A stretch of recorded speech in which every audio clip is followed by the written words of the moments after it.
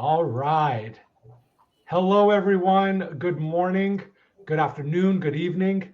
Not too sure where everyone is based, so just a big hello and welcome from your friends here at Hostfully. Today, we have Madeline Rayford Holland, Ray Vargas, and Allison Bailey, who have graciously graced us with their presence. We will be starting shortly.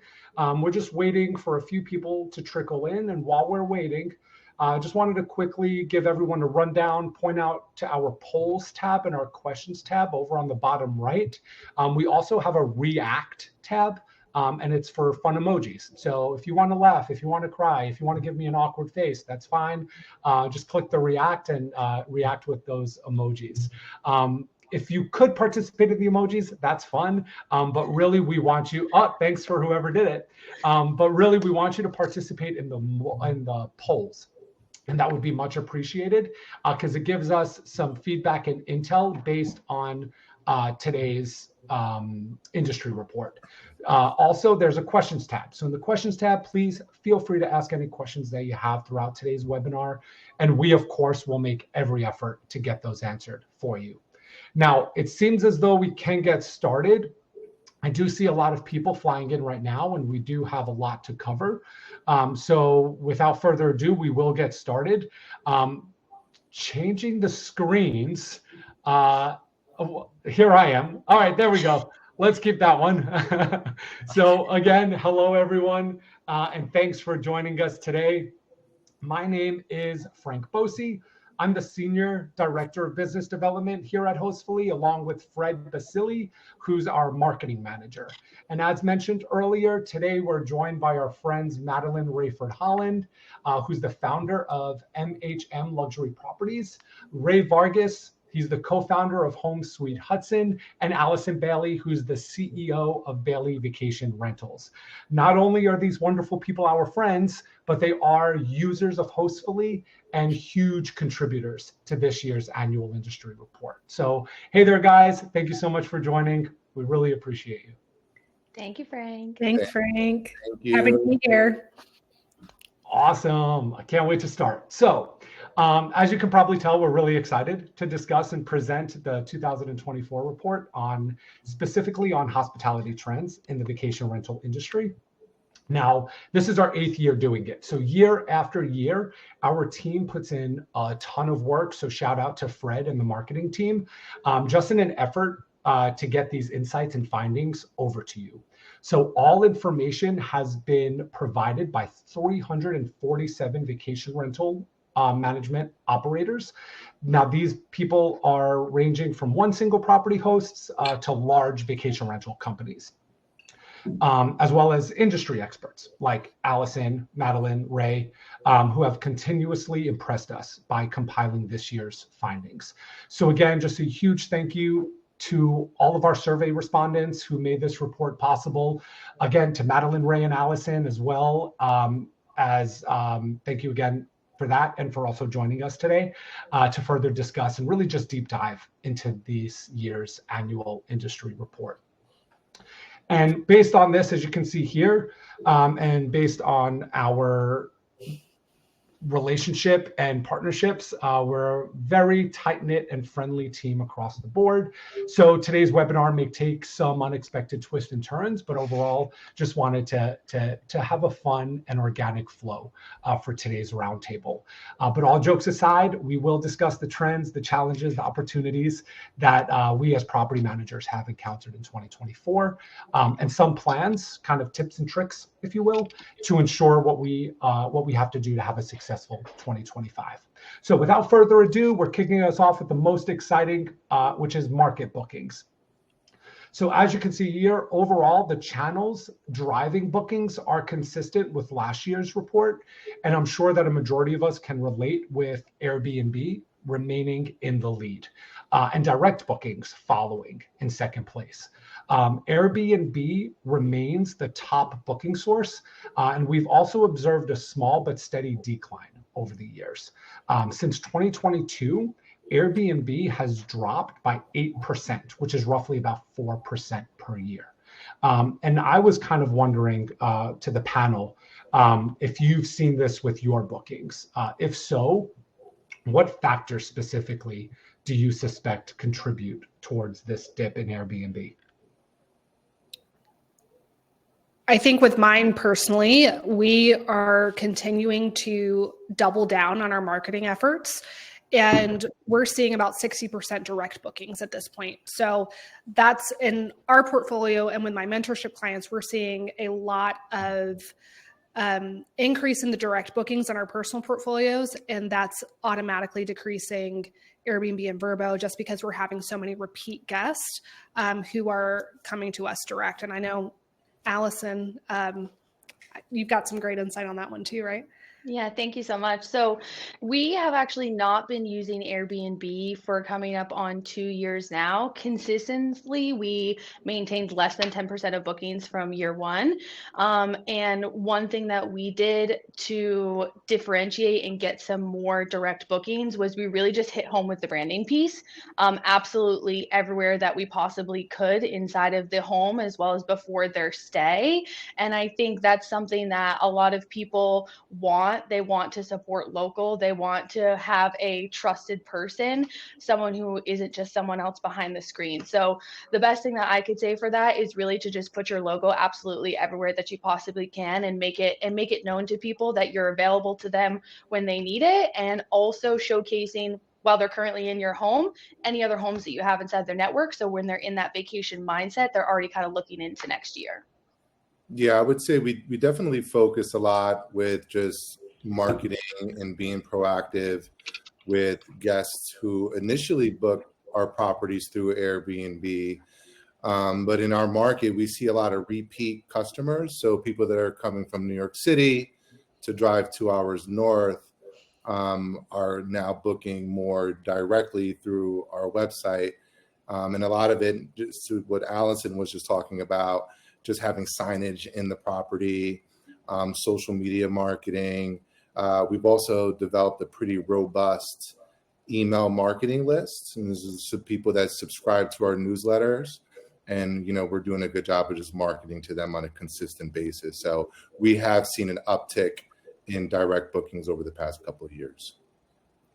That's great. And what you can see here is that operators have been expanding into direct bookings to avoid the third-party OTA fees. But also, what we also noticed here is having a property management software like Hostfully makes multi-channel distribution a lot easier. So property managers now have a lot more of a diverse setup when connecting to channels as well. The one change to note in channel distribution in 2024 is the rise of Google.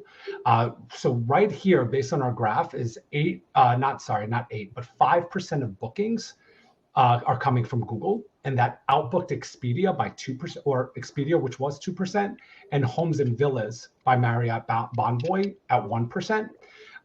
Now, next year, I think we'll have more insights on this. But just to note, some contributing factors is that property managers have attributed these bookings from Google as paid ads, SEO, Google placement and visibility, and not necessarily from Google Vacation Rentals, the widget itself, to which we're integrated with directly. So I'm curious to see what the 2025 report shows with Google Vacation Rentals. But if you've noticed, which I'm sure you all have, is that property managers within the 100 plus properties get roughly 50% of their bookings commission free. And that's both from 39% direct bookings and 11% from Google. And we could also see that as a portfolio grows, so does the diversification. Now, Madeline, specific to you, what tactics did you use to attract new guests through your direct booking website? Yeah, so I shared earlier doubling down on our marketing, which is huge, but there are some definite things that you can do to, I like to say, let Airbnb and Vrbo bring you a guest for the first time, and then it's your job to bring them back for the next 10 stays and have them book directly. But there are some things that you can either do to get a first-time guest to book with you directly, kind of just tipping them off. One of my favorite things to alert a savvy guest to book directly is by putting in your title whatever the name of your property is, by the name of your company. So Lux Loft by MHM Luxury Properties, and doing that across the board on the OTAs, it kind of triggers like, hey, there's a company behind this. And we get a lot of savvy guests who will Google search MHM Luxury Properties and then come over to our website to book directly. We also have a photo on each of our listings that says, get an exclusive discount by following us on social media. And their AI can't scrape it. And it says, click on this post to get more details.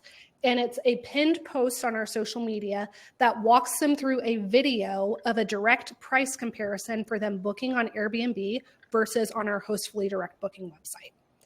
And a lot of times that will send guests over, and it says on our social media, so it doesn't say on the OTA, it says on our social media, you always get the best price when you book directly. So that's a really good way to tip guests off to that. And then the other key thing is making sure that you are collecting all of your guests' emails. And we use a tool that integrates with Hostfully for that. For any guest that stays with us, instead of logging into our Wi-Fi with a username and password, they're logging in with their name and email address. And so that allows us to collect all of the guest emails, not just the person who booked. And so having that key full marketing strategy is crucial. The other like really cool thing to do is leverage influencers and then the Hostfully coupon code so that you can track that to your direct booking website. That's another really cool way that we've been able to drive a lot of direct bookings. But being able to track it with the coupon code for those KPIs on Hostfully is a game changer. Love that idea. Amazing. Really good. Yeah, and with everything in terms of direct bookings, hold on, let me get, there we go. We have somewhat of a tie, and we can see that 64% are attributed to the repeat booking discount strategy, as you were talking about, Madeline, whereas 63% are attributed to organic traffic, which is SEO as a primary driver. What's also important to note here is that we can also see that paid ads in both search engines and social media remain the least popular tactic across the industry. Even with the 100+ properties who have that financial stability and the finances to use this pretty expensive method have not seen much ROI on that. So that's something to consider as well, because I know a lot of people do budget and forecast accordingly to have the paid ads. And of course, as we all know, the pandemic positively impacted a majority of the short-term rental industry, and many markets are doing very well. However, in 2023, competition essentially hit a plateau as we expected. But now in 2024, we actually see a slight decline in the there is a lot more competition category, which dropped from 48% down to 39% from last year. But on the other hand, the slightly more competition category increased a bit from 33% in 2023 up to 38% in 2024. So essentially, the rate of increase has slowed, but it hasn't disappeared. But then also, if we look at the perception by company size, what's cool is the smaller the company, the less likely the perception of competition dropping, or pretty much any movement at that point. But we suspect that companies with 100+ listings are more likely to invest in this big data and analytics tools to keep an eye on the larger market trends, and overall the competition in their market has decreased. So now open to the panel, all three of you, because you've all scaled significantly since you've been with Hostfully. Can you relate to these findings? Do you feel like there is less competition in your markets, or do you feel like competition has grown significantly? I mean, I would say that in our market, it's definitely, there's a lot more inventory in our market for sure. But I would say that, you know, if you look at the caliber and type of properties that we manage, that category, I feel like hasn't really grown as much. And I feel like that's sort of a market in its own where, you know, we're still seeing properties perform all year long. And we're still seeing, you know, really healthy rates. And when I say that, these are luxury homes that have the pools, the hot tubs, now The knife sets. the pickleball courts.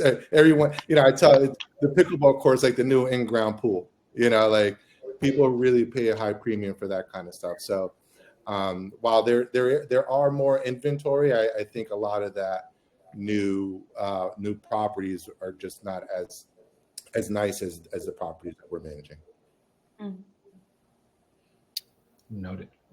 Yeah, and I mean, with competition comes revenue generation. Looking at revenue change by listing count specifically, we found two things. And again, I'm going to bore you with stats, but they're really great findings that we came across. And what's the two things that we really wanted to point out was those managing 25 to 99 properties overall experienced revenue growth at a higher rate, but also were less likely to experience this revenue decline. And this, after reading and researching a bit, was mainly because these mid to large size companies have that wiggle room to try out new tools and strategies, or even find like these easier cost savings compared to those that have 100 plus listings. And then also for the past 3 years, we've seen fewer with significant gains of 50% or more from year to year. But then on the other hand, this year, operators reported rises in both 30% and 40% revenue gain categories. So essentially the bottom line is that these slides are super encouraging because we're finally experiencing the upward shift from not just 2023, but we're also now surpassing 2022, which is really cool to see. Which brings me to my next question. Sorry, we have a few. There's questions here that can you put the graph up instead of the camera? So I see the graph on my end, and I know a few other people see the graph on their end. You may just have to pin a different graph. You have to go out of the meeting and back in. Oh, thanks, Chris. Yeah, so Christopher Decker had that same issue in the beginning. He logged off and then logged back in. So that should have it. Thank you, Jerry. Perfect. So Ray, the question I have for you, what did you do to grow your business in 2024? I know that you grew significantly over the past couple of years, but specifically this year, what did y'all do? Yeah, so I've been in business for about 6 years. From year 1 to year 5, we've seen a great growth in the number of properties that we were managing year over year. In 2024, which was really interesting, is that while we started managing 50 properties in the beginning of the year, we're still managing the same amount of properties. And what we did was that we really looked at homes that were underperforming. And we started to kind of look at how they were pulling our resources and really costing us a lot of money in terms of the time that we were spending on these properties versus other homes that could perform at a better rate. And so we spent a lot of this year offboarding. We must have offboarded about 10 homes.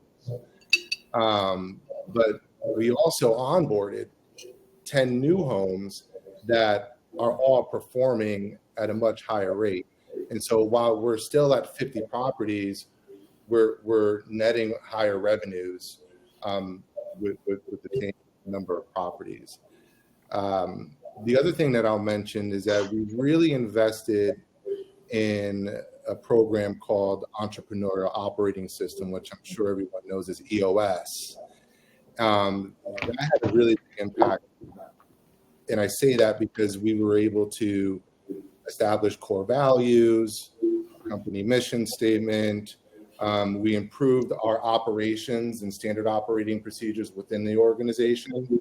So that allowed us to really be more efficient in the way we do revenue management, the way that we are able to onboard new properties, which we're doing at a quicker rate.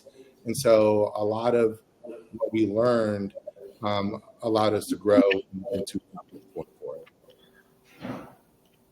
That's great. And your offboarding of properties was interesting. An interesting tactic because I feel like a lot of people are hesitant to offboard because they think it can negatively impact their portfolio and their business.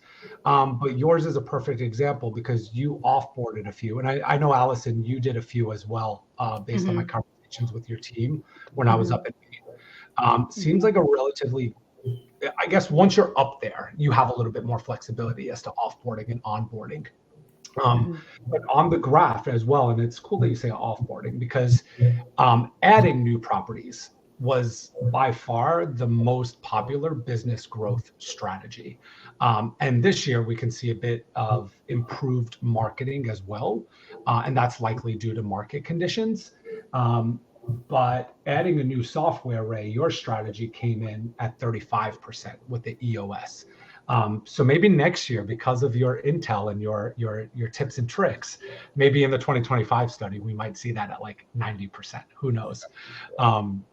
But again, for those that have added new properties, the biggest spike in the portfolio growth occurred among managers with 2 to 4 listings.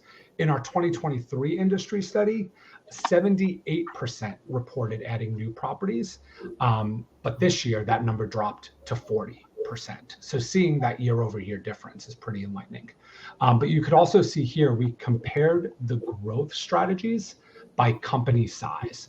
And aside from adding new properties, which was the most common for operators with 10 or more properties, there was a really strong focus on marketing initiatives. But then again, there was also a huge decrease on automated tasks this year. But it still remains a popular tactic. So I'm curious on the automated tasks, what that kind of entails as a way to grow, because I know that could be a way of increasing rates. Yeah.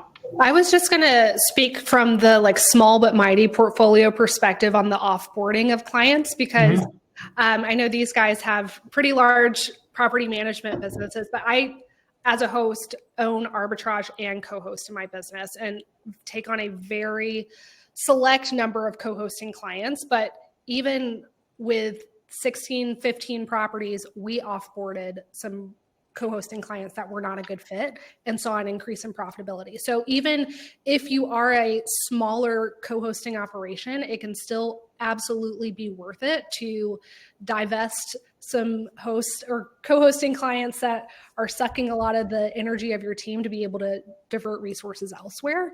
I just wanted to encourage all the small but mighty portfolios out there that it is okay to not work with people who are not a good fit for your business like ecosystem. Yeah. And to add to that, I would say there were a few properties that were actually good homes that were performing well for us, but the homeowner wasn't aligned with our ways of working, our core values, and we're really just taking up a ton of bandwidth from our team that could be better spending that time onboarding better performing homes with homeowners that align. So that's a great point, Madeline. You really want to be mindful about the type of clients that you're working with, for sure. Absolutely. Absolutely. And my biggest thing when I think about things like this is you have to remember time is money and money is time. And that is across, like Frank, it ties back into what you're talking about with automated tasks. And much as I agree with Ray and Madeline, like if your team is spending the time with that homeowner and resolutions are not being found and or common ground is not being needed, then you need to, have an internal discussion and say, how much is my time worth? How much is my team's time worth too? Because at least for me and my perspective, when you're involved in seeing the overall operations and you have your individual staff members, they're the ones that are having to deal with this more firsthand even than I am, so at some points in time. So you really have to evaluate like how much time is it worth for you to continue to pour investment into the person and or the home, because your staff is being utilized in all other directions. So money is time and time is money. Good insights, guys. Thank you. And even just, also given the confidence that if it's not a good fit and they're draining your bandwidth and they're taking up all your time, you're not going to be able to scale. So again, the offboarding is a great strategy, and it kind of correlates to the adding of the new properties. Hey, Frank, Curious. there was a question that came in, and I would Mhm. be interested in answering it. Would that be okay? Yeah, go for it. You as well. Yeah, Beth. So curious from the panel of how much, if any, do you charge homeowners for onboarding? So I actually started about a year or two ago implementing a $2,000 onboarding fee, which has worked out really well. And in fact, it was necessary because the way that we do it, it takes about 3 weeks to onboard a property. And we do things as far as like, we'll stay at the property for 2 or 3 nights as guests, and we'll pressure test, and we'll gather all the information and questions that we know guests are going to have, so that we can fill out our, what we call property profiles. So that when the guest support team gets a question, we're not sending people out on the weekends to go to the property. They have all that information there. The other benefit of having this $2,000 fee is that it kind of screens and weeds out the homeowners that we want to or don't want to work with. So them making that level of investment on the upfront shows us that they're really serious and want to be really good partners. So that's a great question. I would highly encourage people to adopt that. We do it a little bit differently. We say our onboarding fee is $2,500, but if they sign a year contract with us, we waive it. But if they terminate the contract at any point during that year, they are then responsible for paying us that $2,500. I like that.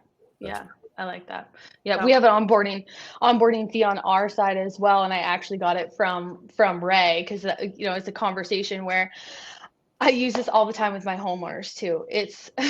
It's not Rod Stewart. The first cut isn't the deepest, but the first year is the hardest, right? Because that is where you're really starting to formulate that relationship with someone, because not only are you taking care of their home, you're also working with personality management, because you're working with the personality of the homeowner and the personalities of the guests and finding that perfect marriage in between. So we were spending a lot of time on that initial onboarding, kind of like what Ray was saying, the amount of time you go in to make sure the property is fitted, make sure the property is safe, making sure that you get photos, set up for photos for that first year to be the hardest, as you're working towards getting reviews and you're working towards your marketing with the home. You're working towards finding the perfect rate and that kind of perfect marriage. So having an onboarding fee is a really crucial piece to ensure that the investment being made from the property managers is also reflected from the homeowner. You're working year round for it.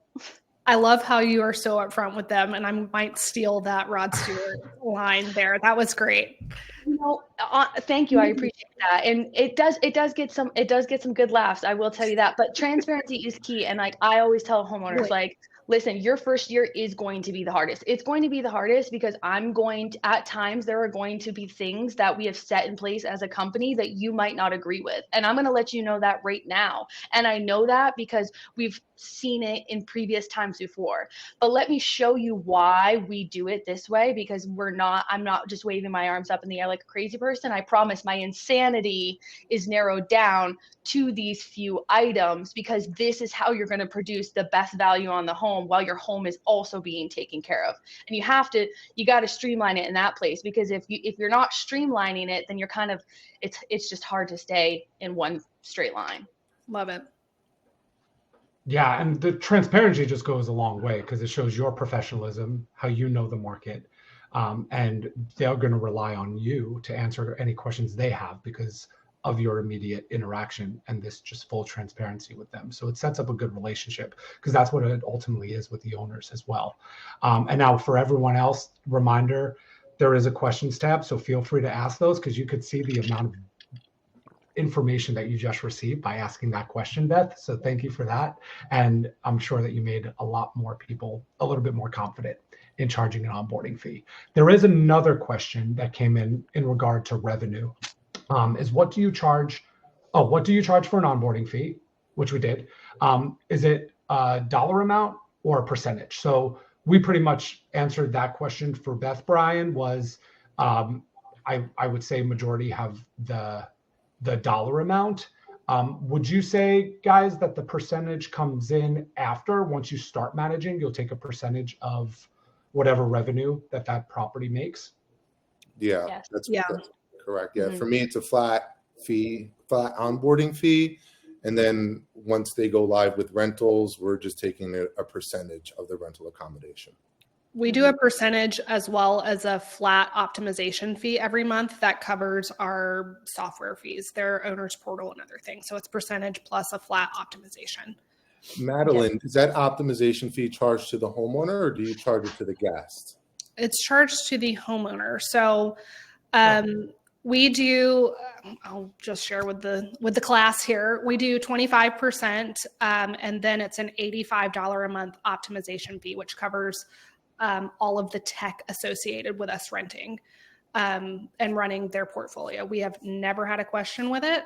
And it's just, they view that as their tech for their owner's portal and their other things, but it covers our Hostfully costs for adding the property to our portfolio, price labs, the door lock systems, all the other automations. Our cost is covered with that.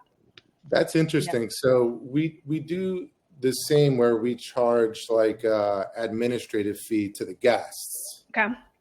So same concept. We just You don't charge it to the homeowner. Yeah. Different client. Yeah. But that's pretty cool that it's working out for you. I like that. The one fee that we do charge to the guest across the board is a trust and safety fee. And that is our reservation specific policy. So either Safely, Wavo, Superhog, we use Safely, but it's a trust and safety fee. So we don't do security deposits. Same. Yeah. We work with Wavo on that one. Yeah. Wonderful. Yeah, I've also seen that trend kind of gaining traction amongst a lot of the conversations I have. So topic for another day, folks. Thank you for the I do have a I was going to say homeowners really love when we tell them that we charge guests to cover them for incidentals. I think it's a really good selling point when you're exploring partnerships. Yeah. Me personally, we do have a couple of other fees that are attached for us because of our seasonality. We're in Southern Maine, so we have an extremely short season, and that's kind of that. So we do have an onboarding fee. We do have a smart lock fee to cover the cost of the smart lock platform program. We do have a property service fee as well because we do cover all of the trash costs that are associated as well as all of the goods in the house. So shampoos, conditioners, body washes, body lotions, top to bottom, everything that you would need in the house. In addition, you can reach out to our team and request any additional items that you might need. We also do keep an owner store here at our headquarters. So basically anything that you would find at Walmart in a house is already inventoried for us as well. So we do have our property service fee. And then my personal favorite fee is our extra special supercalifragilisticexpialidocious fee. And that is what is called word for word, especially in the agreement. And that is a $55 an hour service for anything above and beyond the guest management of your home. And I think that's something that's really important that we're really trying to shoot home as well, is the differentiator, right? When someone says property manager versus vacation rental manager, for us, we have a 14-week season maximum. We're working 12 months out of the year and receive a paycheck of a commission based out of a 3-month season. So with that extra special supercalifragilisticexpialidocious service, if you want us to come in and you want a new couch, we'll order you a new couch. If you want a project manager, we'll project manage. If you want us to meet technicians, then we'll go ahead and we'll meet technicians. And that is for an additional rate, but also keep in mind with things like that do have an hourly, you want to have a give and take with your owners too, right? Because we're not trying to nickel and dime here, but at the same time, we want to make back for any costs that might be associated with staff that are meeting technicians or anyone that's really taking their time to take care of their home. And your homeowners best. So, there are certain instances where you can look at things and use your best case judgment for that as well in a push come to shove scenario. There's one thing we should point out though, just for everyone in the audience, that Ray, Allison, and Madeline manage beautiful properties. I know Madeline is in the luxury rental sort of like niche. So I know onboarding fees of $2,000, $2,500. We're talking about $55 an hour for managing like any extra services. So it's just maybe something to consider for people in the audience that might manage properties that go for like a little lower rate, or in markets that aren't, how can we say, pricey, or manage different kinds of property. It's the same thing with the upsells. You just have to match where your owners and where the market is essentially, and what the guests are willing to pay. So I think the numbers that were discussed in the last couple of minutes are actually really insightful, and it's rare to hear people share that like be that frank. So thank you so much for sharing that. But we just have to like just be mindful of the market that you're in for everyone else in the audience. Maybe $1,500 or $1,000 makes more difference, and you just have to assess that based on what you know of your own market. That's a great point. Yeah. Yeah. And that's why I do the waived onboarding fee, because while I do manage higher end properties, some of my markets are not pulling in they're not vacation markets. Most of mine are just, college towns. So my owners are pretty averse to that much upfront, but if I waive it, it just covers us and protects us. And we end up earning it over the course of the year. But that strategy of waiving it just shows an extra value. And like, hey, I've got some skin in the game too. So let's work on this together. Yeah. Yep. And mine's structured a little bit differently too. Like our onboarding fee is $1,000, and that's deducted from their first payout. So they do not need to cut us a check. It's taken from their first payout. And also what we say too is if you ever sadly depart the program, the photos can go with you. So we do also meet in the middle and say, but that's really if they've left the program. While they're in the program, the photo rights do remain under our umbrella. But if they do ever depart, then the photos would go with them. And do you pay for the photos yourself, Allison? That's correct. That's correct. Yep. And we do pay for the Verbo fees that are associated with the listing as well. Interesting. That actually ties into the next question. That's from Roxana, and she wants to know if you charge a booking fee to cover credit card fees, and if you do, how do you go about that? Is that just for us to cover credit card fees, we do have a credit card processing fee that is clear to the consumer. I think that's what she means. Mm-hmm. Yep, we do charge that. We do charge that to the consumer. And for us in particular, when we do list with Verbo, because of the policies they have in place and we're the merchant of record, you're still going to pay that credit card processing fee if that guest does cancel. So it is important to offset any costs that might be associated with processing that credit card. Yeah. And just to clarify, with Verbo, it's if you have a software connected to Verbo. If there's no software connected, Verbo is merchant on record. But yeah, that's perfect. And Hostfully, good little plug here. We have something called the rate multiplier, where you can put in the percentage in that rate multiplier, and then it gets built into the rate. So essentially, you could eat the cost, you could transfer it over to the guest, and then you could get a true net payout. You have a lot of flexibility with what you could do with that feature and that capability on the back end. Well, and my favorite is to earn more money when I'm direct booking with that rate multiplier. For right. those who aren't utilizing that, that's where you really can, direct booking. We're charging way more on our direct, but they're still saving money off of Airbnb and Vrbo, which is why we always tell them best price when you book direct by using that little rate multiplier. Love that. Love that. Very cool. Great. Wow. Look what we got from those questions. Well done. And thank you, Roxana, Brian, and Beth for asking those. Fantastic. So my next question actually is, with all of these processes that you have, y'all are succeeding, y'all are crushing it, y'all are doing a good job. And this goes to Allison specifically, if you had a magic wand to make your job instantly easier, what would you change? And I should preface this by saying this is a question we ask all of our respondents every single year on our industry study report. So we thought it'd be cool to ask the audience and Allison as well. I love that. I love it. Well, thank you so much, Frank. So if I could wave a magic wand, before I wave my magic wand, I'm acknowledging that a wand is in a fantasy. So before I wave my wand, that's understanding and accepting what I'm putting out there is more at a caliber of a fantasy, of a potential, right? So it's recognizing that it might not be 100% actionable at that time. And so I can relate with the industry report with technology. I think that's a big thing really for anyone. But that is why it's very important for the technologies that you pick and the property management software that you use in order to integrate your life and automate any types of operations or flows that are happening within the business. One thing that you want to think of and where everyone knows of is Uber. So you think Uber, you think one big company. Behind the scenes of Uber, they are still having a technology stack. So there are still multiple programs that are being utilized in order to make this one thing happen.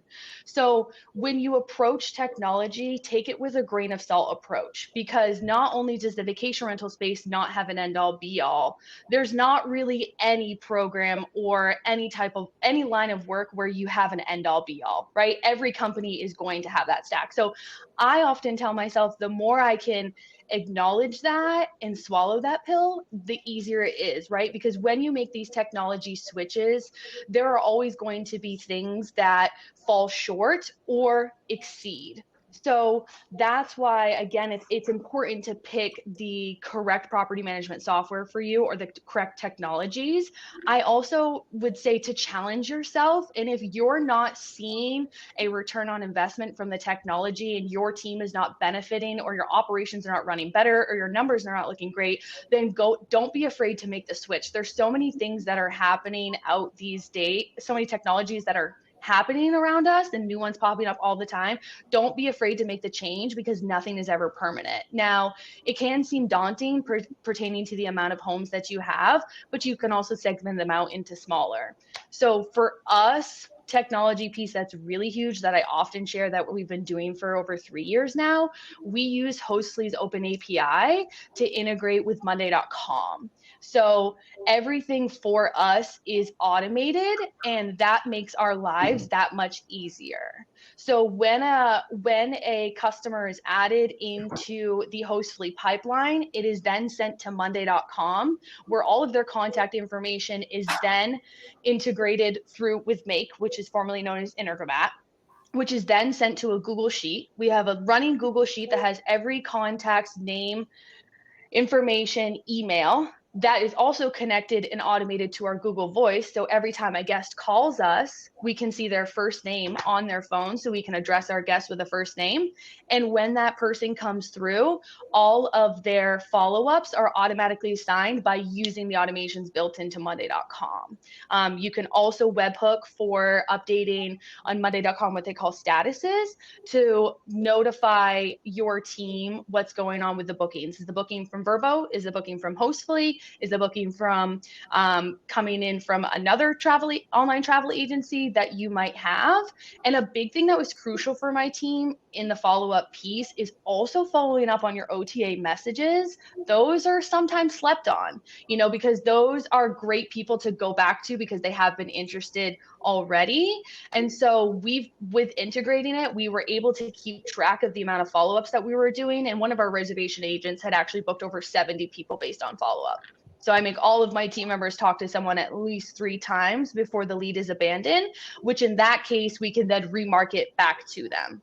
So my magic wand says technology all the time. My other magic wand says find a technology and make it do more of what you want, morph it into what you would ideally like to see, and accept the fact that it's never going to be 100% of what you want it to be. And once you do that, it will make it a little bit easier. And also always utilizing your help centers. I am just a help center all day long. Before someone asks me a question, did you check the help center? Especially working with a technology that or PMS that values the help center, it's building strength within your own team, but also it's not something that's you as the business owner or you as the manager physically having to do all the time. Mm-hmm. I've got to hear more about this open API on Monday.com piece because we're already using Monday and my brain is spinning over here. It's actually, I would love to. It's actually like my most favorite thing. And we actually have been talking about, it's one of our primary focuses right now of what's important on your source of truth, right? And because you have such a large technology stack and there's so many different things that are being utilized to make the job happen, what we are running into is like, where is the best place for all this information to go, right? There's 3 different spots you can put a code. There's 3 different spots you can put the owner. There's 3 different spots to put basically everything. So for us, narrowing down and finding the source of truth that you can always go back to and having that centralized location for all of your customers, all of your owners, all of your homeowner agreements. Our guest agreements are kept separate, but really having one space makes it. No kidding. Chef's kiss. It's just chef's kiss. So if you like Monday.com, I'm obsessed. We're going to be best friends. Yeah, we're getting a lot of comments and questions on Yeah. Monday.com. Just to clarify, Hostfully doesn't directly integrate with Monday.com. We do have a lot more stats to do, but could you, Allison, just quickly kind of explain how give the rundown? Okay. Yeah. The guest comes in to Hostfully.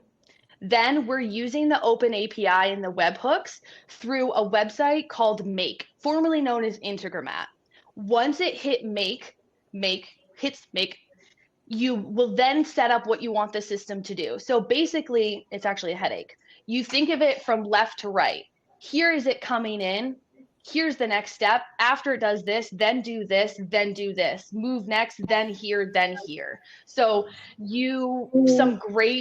a great website that I use for someone who is better at integrating than myself would be Upwork. Upwork is a great program to find someone. There are also Monday.com certified specialists that you can work with as well to get what you want. Because the nice part about using a program like Baker Integramat is it's really palatable to do what you want to do, right? Like I said, with saving the contacts, with updating the leads, with updating the files. Also, all of our stuff gets backstored into the Google Drive, all based off of automation. So we're not doing a send and click. So, but one point that I actually forgot to mention, which I'm glad we're here, with technology, you can't forget the human element, right?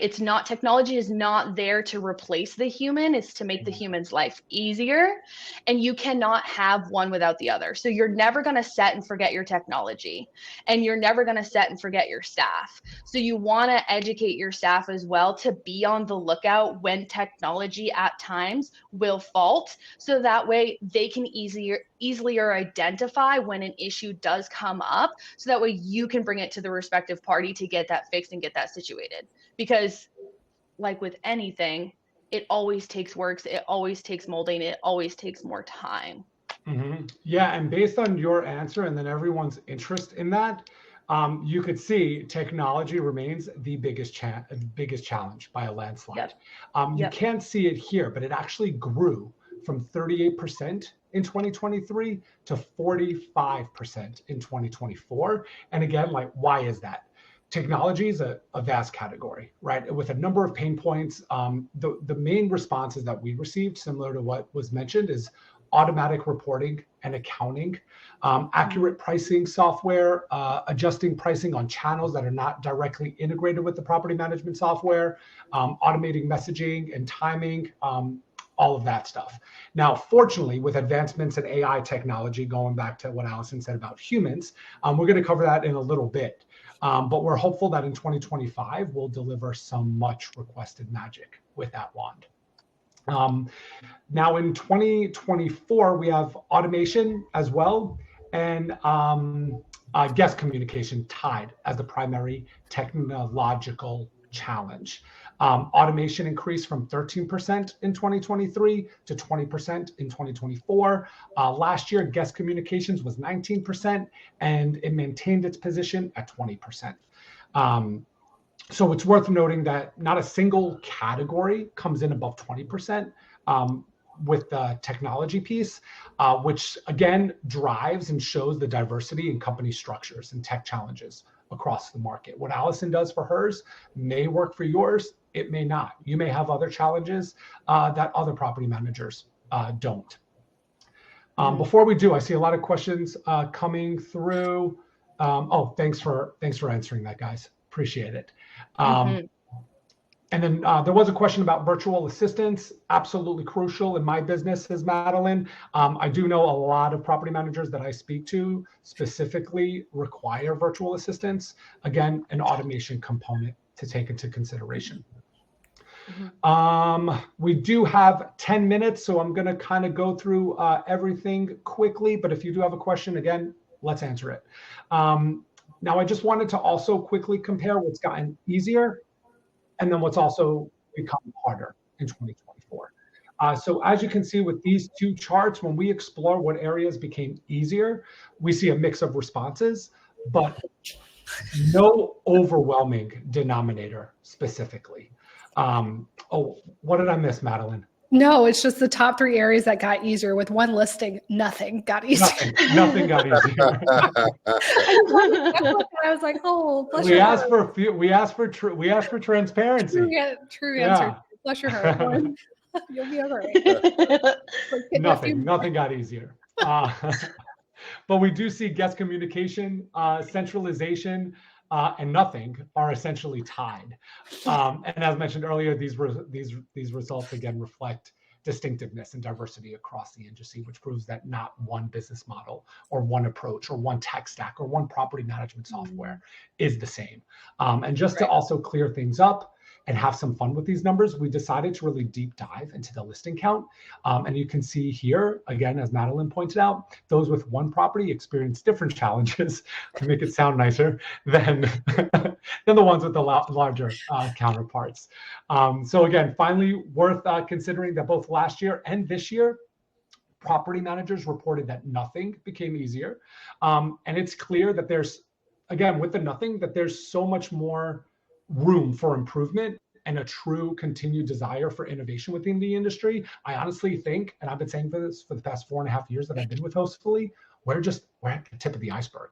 There is so much more potential, so much more growth in this industry, which makes this report that much more important and cross-referencing the year over year.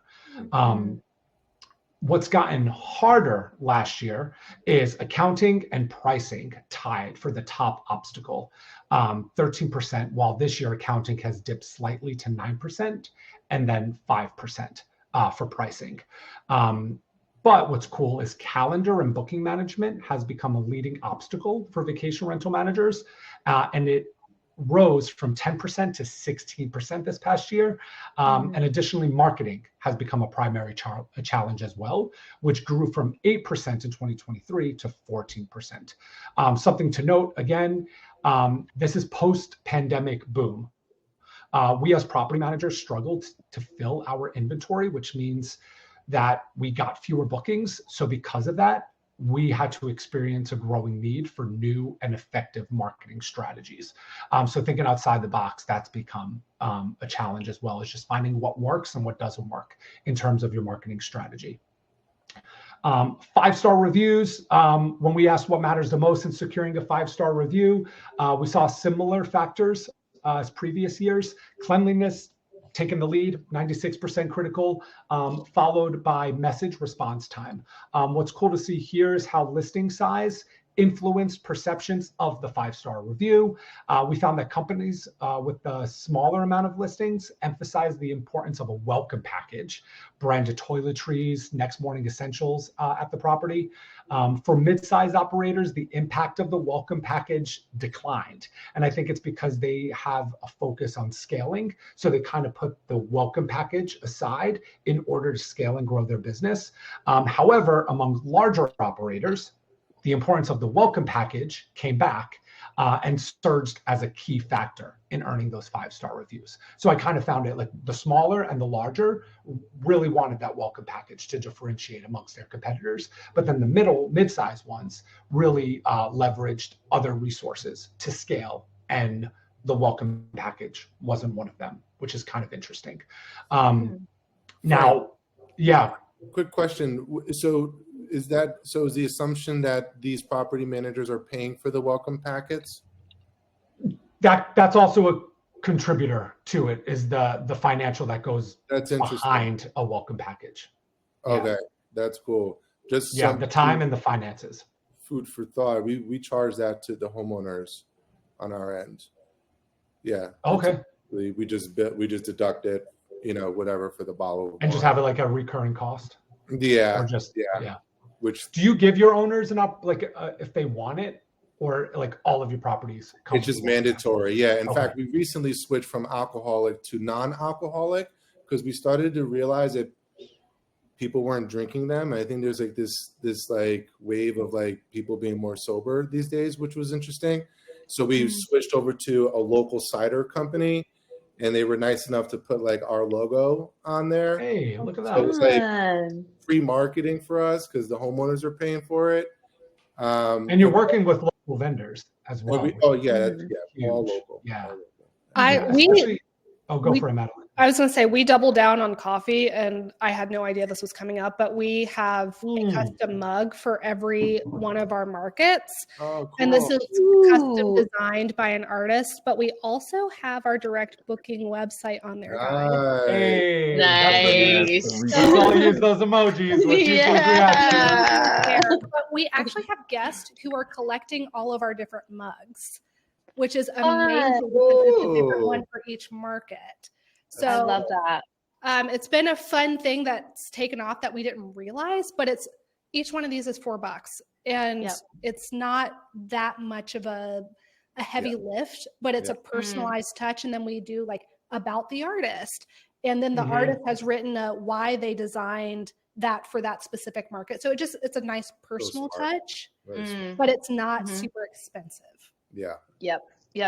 Yeah. For our welcome, we call them welcome caddies. And this is actually the first time that we did this, because normally you always struggle with like, you want to give everyone everything, but as far as like inspectors and everything else, my main focus really is presentation, and also things like in a similar spot. So we actually did acrylic caddies, and they're all labeled with all of with our logo on it.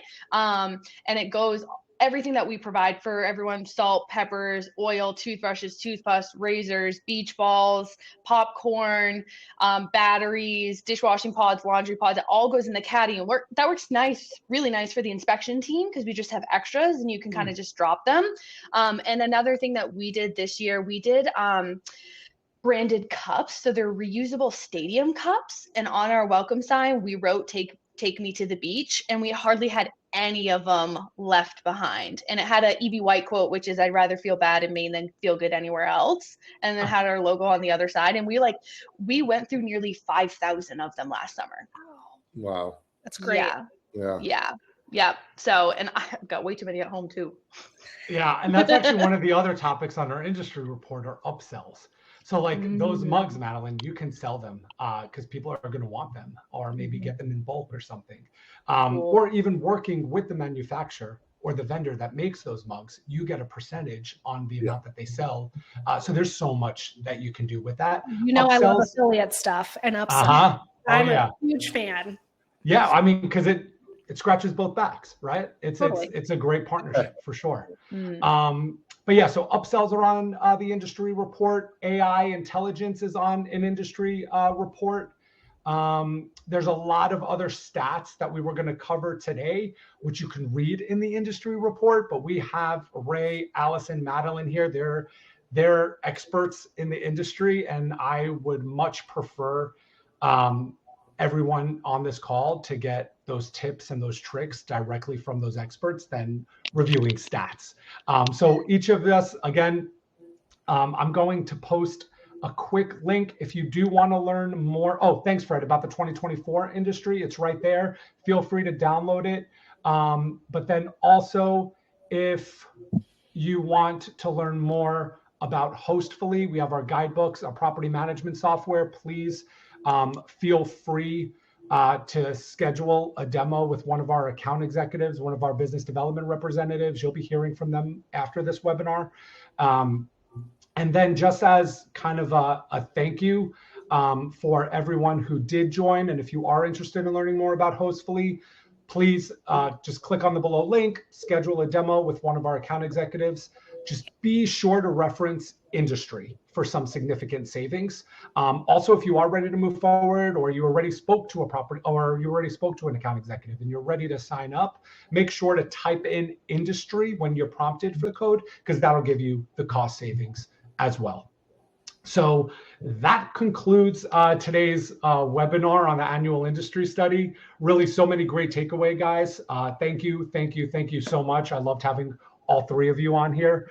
And then Fred, the work that you put into this market industry study is mind-blowing. When it's on paper, it looks easy. Y'all have no idea how much work it takes. I had to talk to Fred a few times, and it was dicey.